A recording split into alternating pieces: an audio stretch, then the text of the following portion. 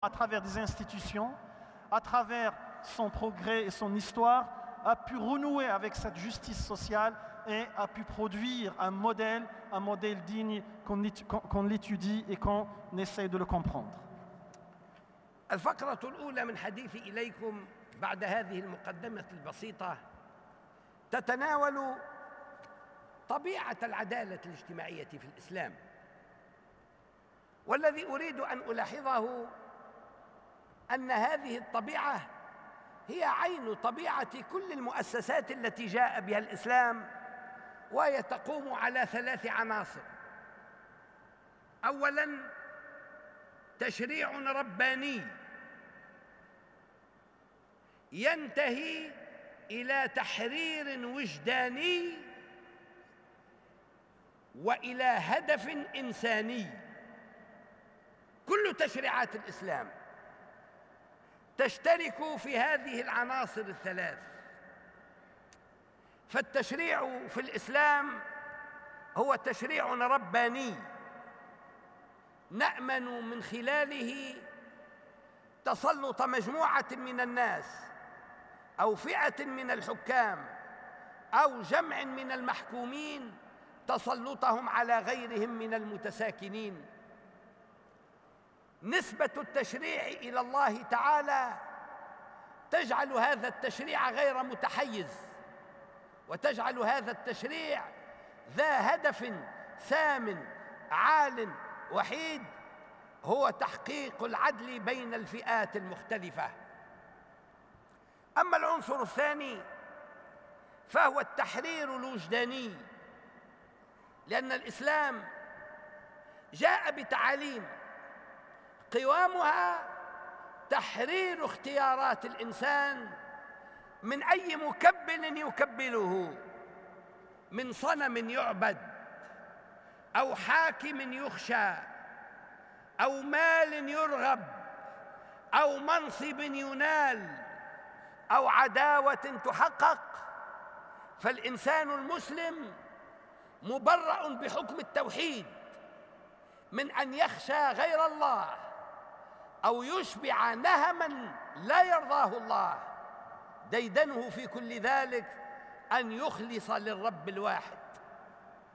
والعنصر الثالث أن هدف التشريعات في الإسلام هو هدف إنساني، فالإنسان هو محور كل تشريع، لأن الله تعالى أراد أن يشعرنا بأن هذا الإنسان هو خليفته في الأرض، وأن المال الذي بين يديه هو المال الذي استخلفه الله فيه، وأن العبادات جميعاً الهدف منها هو كمال الإنسان وصلاح الإنسان.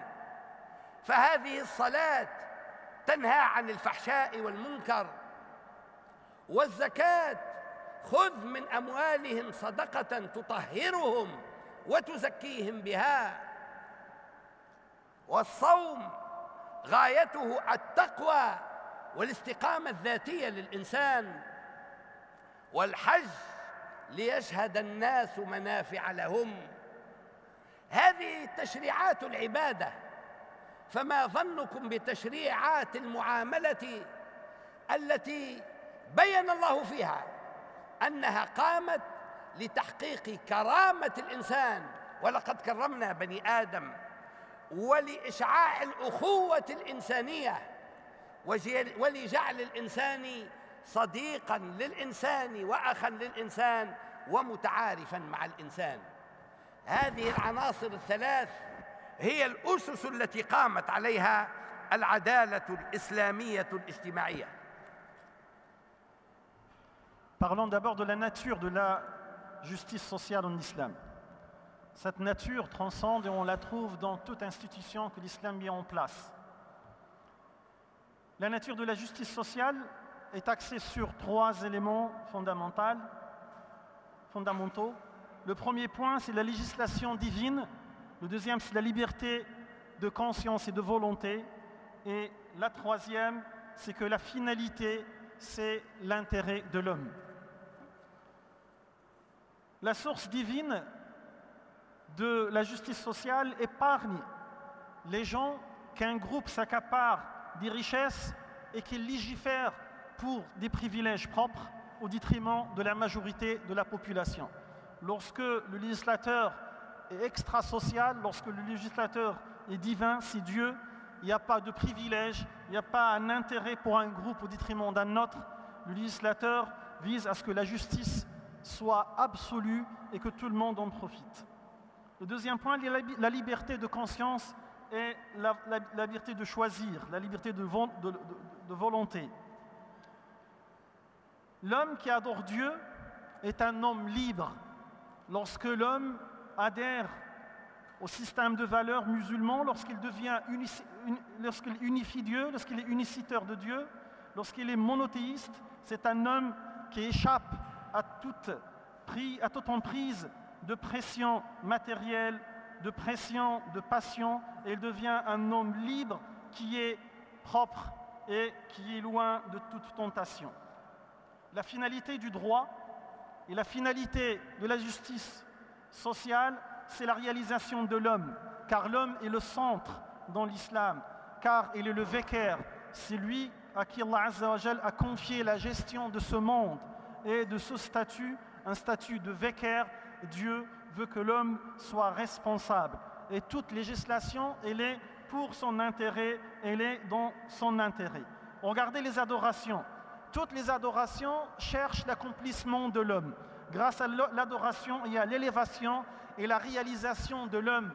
Avec l'adoration, l'homme atteint le plus haut degré de son humanité. Il devient un homme parfait lorsqu'il adore Dieu. Et cela, c'est la finalité de toute loi et de toute foi. هذه إخوتي هي الأسس والأصول التي قامت عليها العدالة الاجتماعية في الإسلام. أما الوسائل المعتمدة لتحقيقها فهي وسائل ثلاثية أيضاً. أول هذه الوسائل هي التربية الوجدانية الأخلاقية القائمة على أصل العقيدة. تعلمون لا محالة بأن فترة إقامة الرسول صلى الله عليه وسلم بمكة المكرمة التي استمرت 13 سنة تميزت بانعدام التشريعات فيها. هذه الفترة لم ينزل فيها إلا تشريع واحد في آخرها قبل 5 أشهر من انتقال الرسول صلى الله عليه وسلم من مكة المكرمة إلى المدينة المنورة. بعد 12 عاماً و7 أشهر نزل تشريع الصلاة بمناسبة الإسراء والمعراج. أما قبل ذلك فإنه لم ينزل أي تشريع من فرائض فرضت لا على مستوى العبادات ولا على مستوى المعاملات. العبادات المتبقية فرضت بالمدينة المنورة، فرضت الزكاة وفرض الصيام وفرض الحج، ثم نزلت الآيات المتعلقة بتنظيم الحياة الاجتماعية كلها نزلت بالمدينة المنورة. فكانت فترة مكة هذه ليست فترة تشريع، وإنما هي فترة اقترن فيها أمران اثنان هامان جدا. أولهما هو ترسيخ العقيدة وترسيخ الارتباط الوجداني بالله تعالى بالشكل الذي يجعل هذا الإنسان يرى يد الله تخط قدره ويسمع من الله أمره ونهيه، يعيش مع الله ويمشي مع الله ويتصرف مع الله، والكون كله ليس إلا كتاباً من إنشاء الله تعالى يتفرس فيه وينظر فيستنتج أنه الواحد القهار الذي أحكم كل شيء صنعا. صاحب هذا التكوين تركيز على العناية بالقضايا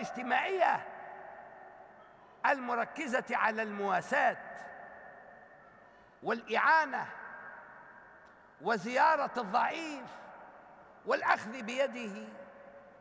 ولعلكم تعلمون علم اليقين أن ليلة التقاء الرسول صلى الله عليه وسلم بملك الوحي جبريل في غار حراء، تلك الليلة التي تنزلت فيها أولى آيات القرآن الكريم، لما رجع رسول الله إلى بيته يرجف فؤاده وجد خديجة أمامه، فقالت وهي تطمئنه: والله ما يخزيك ربك أبدا، إنك تحمل الضعيف وتقري الضيف وتعين على نوائب الحق.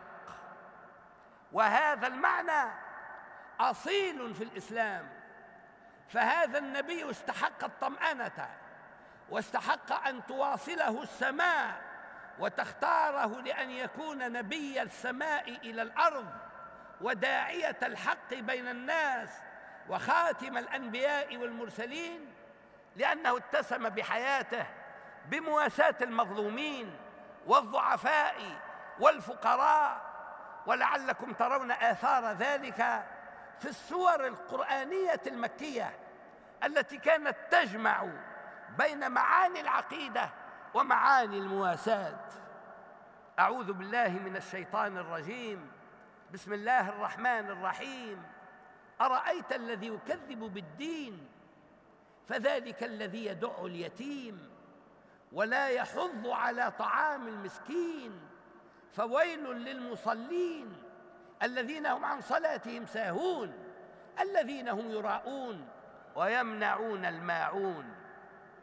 ألم يجدك يتيما فآوى ووجدك ضالا فهدى ووجدك عائلا فأغنى فأما اليتيم فلا تقهر وأما السائل فلا تنهر وأما بنعمة ربك فحدث.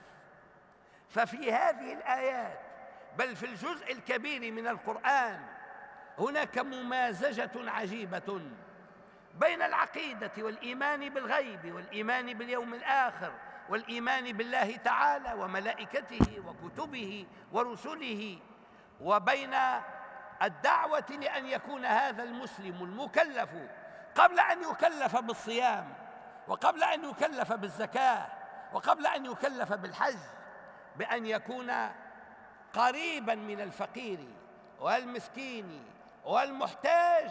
يعني أن الإيمان في الإسلام لا يتحقق إلا بإبراز العلاقات الاجتماعية بين الناس، كيف لا؟ ونبينا الأكرم يقول: ما آمن بي من بات شبعان وجاره طاو وهو يعلم به.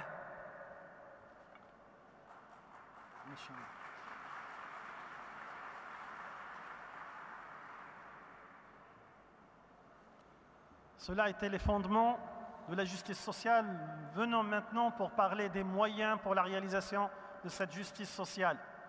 On va voir qu'on va avoir une triade comme concernant les fondements. Cette triade est basée en premier sur l'éducation affective et éthique. Cette éducation qui a été l'œuvre du prophète Mohammed sallallahu alayhi wa sallam pendant la période mécoise. Cette période qui a duré 13 ans.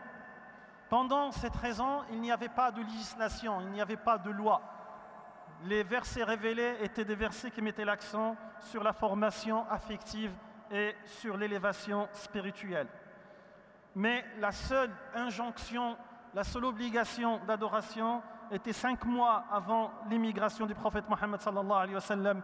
Il concernait l'obligation de la prière qui a eu lieu pendant l'ascension et le voyage nocturne du prophète Mohammed sallallahu alayhi wa sallam. Les autres obligations sont venues bien après et pendant la période mécoise, la période médinoise. Pendant cette période mécoise, il était sujet de la foi, de la croyance, pour arriver à vivre avec Dieu, voir la trace de Dieu, voir ses manifestations à travers la création, à travers la contemplation, et le Coran abonde de ces éléments. Mais aussi pendant ces moments de la formation affective et de la formation de la foi, l'accent était mis sur la solidarité, était mis sur l'action sociale. Regardez